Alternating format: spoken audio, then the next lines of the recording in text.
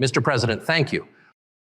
On February 2nd, 2024, you addressed the Calvinist outrage when the Baal Gate controversy started, and you said they were acting whiny. You came to the conclusion that Calvinists online might be the theological version of effeminate. Your exact words? Leftists. And to Christian ears, that might sound paranoid. Tell us why you believe Calvinists behave like social justice warriors.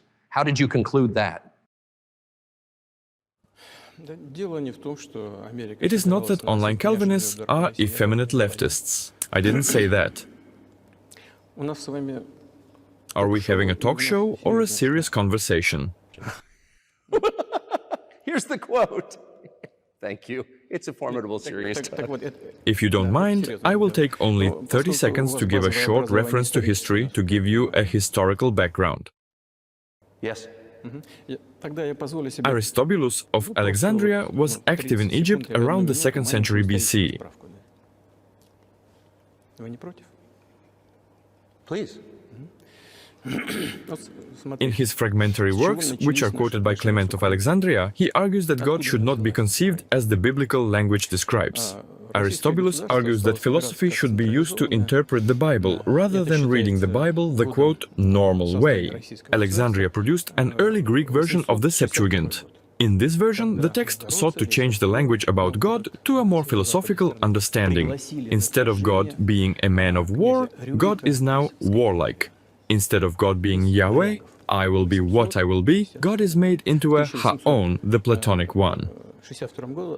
Clement of Alexandria, notice this is all happening in Hellenized Greek Egypt, comes on the scene next. This is now the 2nd to 3rd century AD. Sometimes described as the first Neoplatonist philosopher, Clement teaches these Platonistic attributes. To Philo, God is being is in God. God is divine being, eternal and without beginning, incorporeal and illimitable, and the cause of what exists.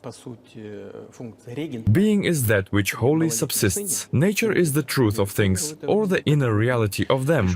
Pull up the Bible right now, you will not find equivalent statements about God. Sure, you might be able to find half a verse in some random context that, if you look at with squinted eyes, might be saying these things. But the Bible does not talk like this about God.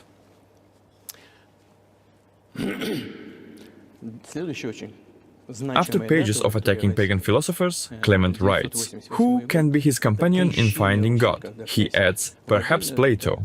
Origen of Alexandria picks up these claims. He is a direct disciple of Clement. Early in life, Origen was also the pupil of the famous Ammonius Saccas, who taught Porphyry, and perhaps the most famous Neoplatonist Plotinus.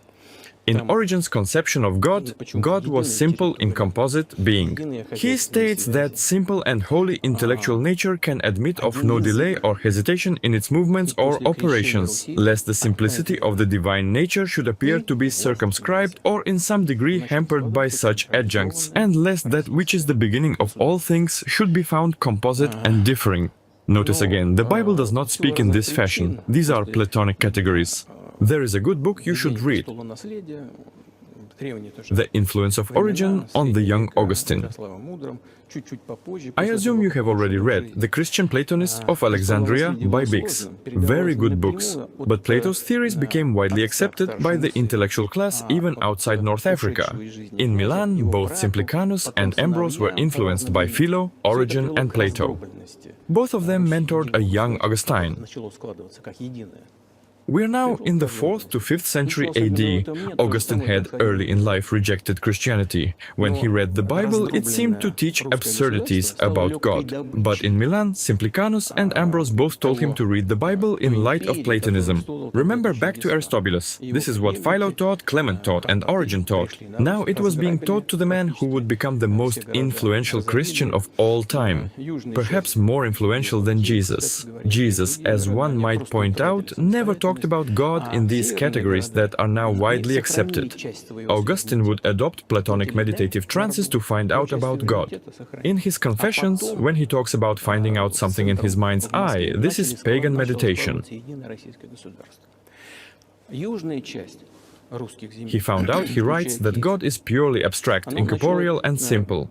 Augustine says, and I quote, "But having then read those books of the Platonists, I perceived what that was, which through the darkness of my mind I was not allowed to contemplate, assured that you were and were infinite, and yet not diffused in space finite or infinite, and that thou truly art, who art the same ever, varying neither in part nor motion."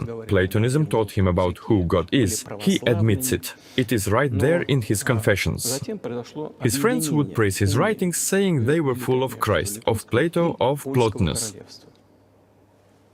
This was a compliment at that time. In today's world, Christian Platonists, like these Calvinists, do as much as possible to distance themselves from Plato. But Augustine praises Platonists whenever they are mentioned. He even remarks that Platonists can give all true philosophy, but they are only lacking one thing. This is Christ. To Augustine, Christ was the divine Platonic spark that allows bodies to transcend into higher levels of existence. This was the Platonic ascent. Tucker, do you understand what is happening? The entire modern edifice of Christianity has been built on individuals who did not believe the Bible but were dyed-in-the-wool Platonists. John Calvin, a 16th century reformer, claimed fidelity with Augustine's teaching. The Catholic Church holds Augustine as a saint. He is cited more than any other author in the Catechism of the Catholic Church. Fast forward to the modern world. There is mental disconnect. You have all these Calvinists, which are really 3rd century Platonists. They walk around pretending like the Bible supports their theology. Now, any scholar can tell you that just is not true. So more and more, as the internet gives the masses more and more information, the masses can find in 3 clicks that Calvinism is 3rd century Platonism.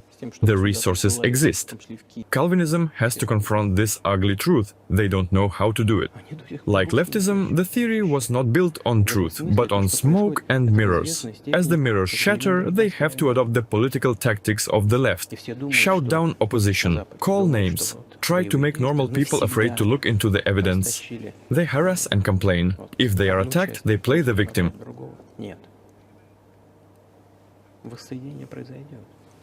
Anything not to see the man behind the curtain pulling the levers. No.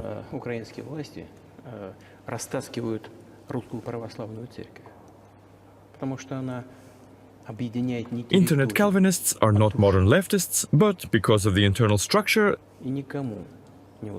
they share battle strategies.